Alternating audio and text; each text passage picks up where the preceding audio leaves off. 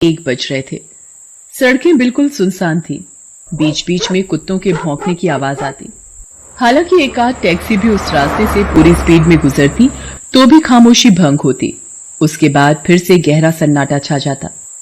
उस सन्नाटे में एक 25 साल की खूबसूरत लड़की जिसका नाम पुष्पा था, वो शादी के जोड़े में किसी से फोन पर बात करते हुए अकेली चली आ रही थी।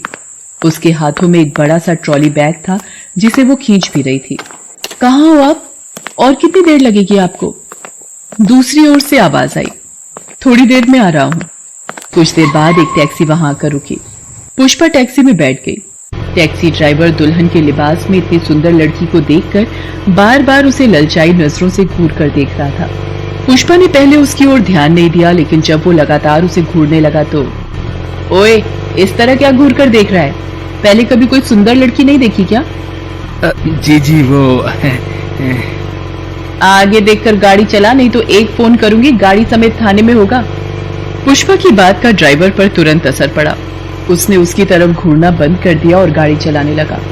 थोड़ी देर बाद पुष्पा ने अपनी पर्स से एक चाकू निकाला और उसे ड्राइवर के गले पर धीरे से लगाते हुए बोली, ओए चपड़गंजू, चल बाहर निकल, बहुत कर ली तूने ड्राइवरी। अपने गले पर चाकू लगा देख ड्राइवर डर के मारे कांपने लगा। उसने अपनी कार को एक साइड में लगाया। तभी पुष्पा ने उसकी नाक पर एक स्प्रे डाल दिया। स्प्रे के प्रभाव से वो तुरंत बेहोश हो गया। उसके बेहोश होते ही पुष्पा ने उसे बाहर निकालकर सड़क के किनारे छोड़ दिया। उसके बाद उसकी गाड़ी में अपने कपड़े चेंज किए, फिर अपनी ट्रॉली लेकर पैदल चलने लगी। कुछ दूर पहुंचने पर उसने एक और टैक्सी वाले को कॉल किया। अरे कहाँ रह गए आप? मैं तो कब से यहाँ खड़ी हूँ। थोड़ी देर बाद एक दूसरा ड्राइवर वहां आया। उस ड्राइवर ने उसे रेलवे स्टेशन पर छोड़ा और वहां से निकल गया। कुछ देर बाद पुष्पा की ट्रेन आई। वो उसमें बैठ गई और लंबी सांस लेते हुए उसने मन ही मन कहा, लो भाई, हो गया शिकार इस शहर में भी। अब कोई और शहर और कोई दूसरा शिकार। ये सोचते हुए उसकी आंखों में चमक आ गई। इस घटना के 1 महीने बाद की बात है। उसी जमालपुर शहर की एक सड़क पर थोड़ी चहल पहल ज्यादा ही थी, क्योंकि आज वहां मार्केट लगा हुआ था। लोग अपनी अपनी जरूरत की चीज खरीद रहे थे। तभी सड़क पर एक पागल युवक भागता हुआ वहां आ गया। उसे देख लोग थोड़ा डर गए। उसके कपड़े फटे हुए थे, उसके बाल भी उलझे हुए थे। वो जोर जोर से चिल्लाते हुए किसी का नाम भी पुकार रहा था। लोग उसकी तरफ घूर घूर कर देख रहे थे। ये कौन है भाई? मुझे क्या पता, ये तो कोई पागल लग रहा है। तभी लोगों ने देखा कि उस पागल युवक के पीछे एक बूढ़ा आदमी और एक बूढ़ी औरत उसका नाम पुकारते हुए आ रहे हैं। अंकुर, अरे रुक जा बेटा, अरे रुक जा। लेकिन वो पागल युवक उनकी तरफ देखे बिना किसी का नाम बड़बड़ाते हुए भागे जा रहा था। कहाँ चली गई हो पुष्पा? पुष्पा कहाँ चली गई हो तुम? मुझसे कोई गलती हुई है क्या? अगर हुई है तो माफ कर दो, आ जाओ ना वापस। देखो सभी बहुत परेशान है पुष्पा। ये कहकर वो जोर जोर से हंसने लगा और फिर जमीन पर घुलटने लगा और फिर से पागलों की तरह बड़बड़ाने लगा। वो जरूर आएगी। वो मुझे बहुत प्यार करती है। वो बहुत प्यार करती है मुझसे। जानते हो, उसे गुंडे उठाकर ले गए। मैं पता लगा रहा हूँ गुंडों के अड्डे का। मैं उन गुंडों को बहुत मारूंगा। डिशुम डिशुम डिशुम। लोग उस युवक की हरकत देख रहे थे और मन ही मन हंस भी रहे थे। हालांकि कुछ लोग उसकी हालत देखकर दुखी भी थे और दुखी होने वालों में उसके बूढ़े माता पिता भी थे, जो उसका नाम लेते हुए उसे रुकने के लिए बहुत देर से कह रहे थे। हे भगवान, मेरे बेटे को किस बात की सजा दे दी आपने? क्या गुनाह किया था उसने? यही कि उसने किसी पर विश्वास कर लिया। अरे विश्वास की ऐसी सजा किसी को कौन देता है भगवान? क्या फायदा जी इन सब बातों का? भगवान तो होते ही नहीं। अगर होते तो हमारा बेटा ऐसी हालत में ना होता। अंकुर कुछ दिन पहले तक ऐसा नहीं था। वो बिल्कुल सामान्य लड़के की तरह था। कुछ दिन पहले की बात है।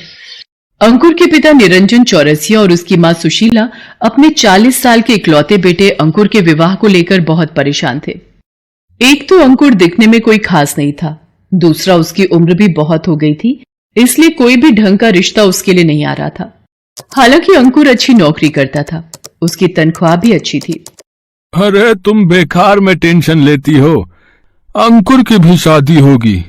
ये बात तो मैं कितने सालों से सुन रही हूं। अब क्या जब मैं ऊपर चली जाऊंगी तब मेरे बेटे की शादी होगी? निरंजन चौरसिया और सुशीला अंकुर की शादी को लेकर कुछ ज्यादा ही परेशान हो गए थे।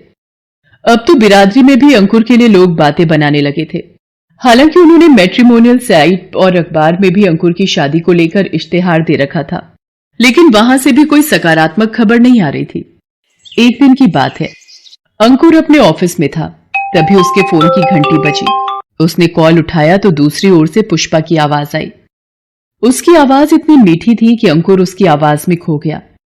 हेलो, आप अंकुर जी बोल रहे हैं ना? जी, मैं अंकुर बोल रहा हूँ। आप कौन? मैं पुष्पा बोल रही हूँ। आप लोगों ने शादी का इश्तेहार दे रखा है ना, मुझे उसी के बारे में बातें करनी है। क्या आप आज रेनवे रेस्टोरेंट में मिल सकते हैं? अंकुर ने कुछ नहीं सोचा और तुरंत हाँ कर दी। जब से अंकुर की शादी का इश्तेहार उसके माँ पापा ने दिया था, ये पहली बार था कि किसी ने उसे कॉल किया था। उस कॉल से अंकुर बहुत उत्साहित हो गया। उसने माँ पापा को फोन करके ये बात बताई। उसके माँ पापा बहुत खुश हुए। उसी दिन शाम को वो रेनबो रेस्टोरेंट में पुष्पा से पहली बार मिला। पुष्पा बला की खूबसूरत थी।